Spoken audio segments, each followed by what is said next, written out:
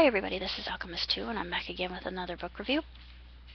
This is actually the second book in the Nightmare series. It's called the Sleepwalker Tonic, and I really enjoyed this so much better than the first one. The first one is just a kind of a primer to all the characters, Charlie Laird and his friends, and of course one of the characters has a crush on Stormy Skies, who's the meteorologist, and she falls victim to the tonic as well. But the tonic is interesting because the tonic is a very sinister ploy, and it's supposed to give the drinker, or the one who takes it, to have a dreamless sleep. And of course one of the characters' mothers talks about this, and she says, well, not being able to dream is really a horrible thing, because through your dreams you can work out whatever troubles you had through the day.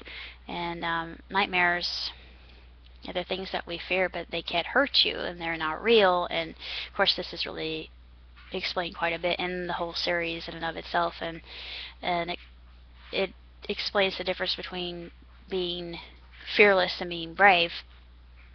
And being brave means that you are afraid, but you do what's right anyway. And I thought, yeah, that's true, because there's so many times that we all go through that, and I think we can all relate to situations that we've been in that we are absolutely petrified, but we go ahead and we go forward, and we do so with knees knocking. Kind of reminds me of Usopp in a way, because he's a character that is brave, and I love him because of that in One Piece. But I think I'm kind of like him in a way. I mean, there are times where I just get absolutely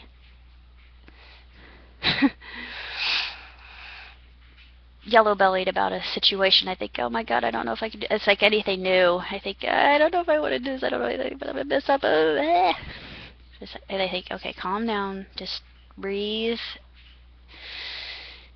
Keep one foot in front of the other and just go forward. You'll be fine. Just trust your instinct. You have skills. You have an assembly line and utility belt of traits that you could use at a moment's notice without even thinking about it, and it'll come to your aid.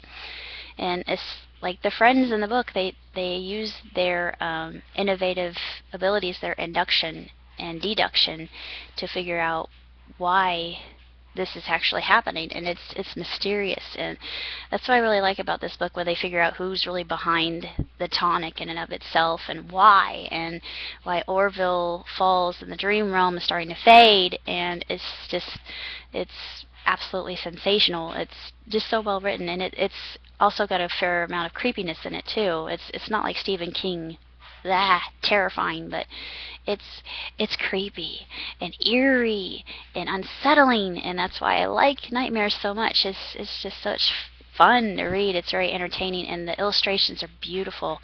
And I love this artist, Karl Kowalski. He's really quite talented, I think. And Jason Segel, Kristen Miller, just kudos to them for writing another Nightmares book. Thank you. I was just looking forward to. I didn't know whether there was going to be a sequel or not. I thought, please let it, because there was enough to actually write about this. And my friend Bryce Star would love this, because it's all about onirism, which is the study of dreams. And don't ask me to spell onirism, because yeah, it's actual scientific study. They do this, and they research dreams, and I would love to be paid for this. Of course, there's sleep studies, and people get paid for that, but that's more of helping people with their apnea. I want to get paid for interpreting dreams. I don't know how well it would pay, but it was back in the days of the kings, and if you look in the Bible, you've got people like Daniel, and you've got Joseph, and they would be the only ones, not even the soothsayers, not the diviners, the magi. They wouldn't be able to make one ounce of sense from the ruler's dream. And then Joseph would say, well, this is what it means. And that's why he was promoted, but he was given a high place of power.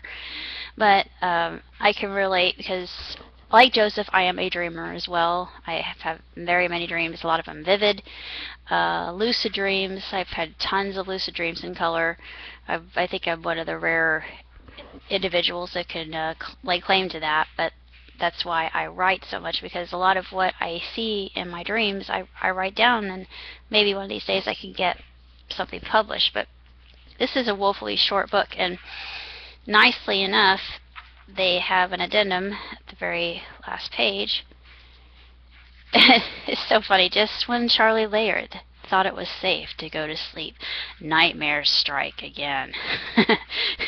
Whoa. Yeah, I could do that. Jason Segel and Kristen Miller won't let a kid get any rest. You sadist.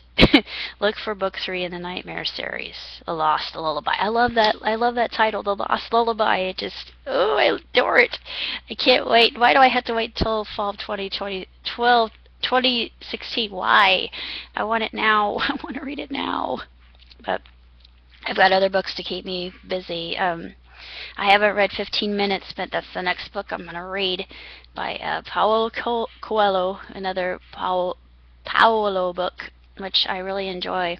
And I've got a few others that I'm going to be reading in the future.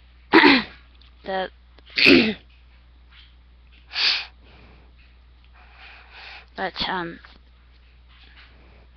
it's really entertaining and very fantastically written. It's just absolutely magnificent. It's everything about all the characters you know and love, and acting in their normal ways. And one of the kids has poor impulse control, and I just thought it was so funny. Poor thing. But it's just such a great series, and I think anybody and everybody would enjoy it, and especially around this time of the year when things are getting a little bit spooky. It's perfect fare for that. And I love a good read such as that. And a lot of the books that are written for teenagers, like Hollow Children and Miss Pellegrew's Academy for Strange Children. I think there's one called Asylum, and then there's the second book, and I've read that. And Miss Pellegrew I've read. There are 2 books in that series. I don't know if there are going to be any more of those written, but I've really savored those and devoured them. And there was a friend of mine from my place of former employment, and she's really into, stories that thrill and excite and unnerve the reader. This is similar to that. It's it's eerie, it's creepy, but it's not to the point where you would get nightmares from it, like reading Stephen King. But I love Stephen King. I can't get over Stephen King. He's one of my heroes. But one more thing to look forward to this coming year. So that's my my review for Nightmares, the Sleepwalker Tonic, and I will see you next time. Live long and prosper. Ciao, tutti.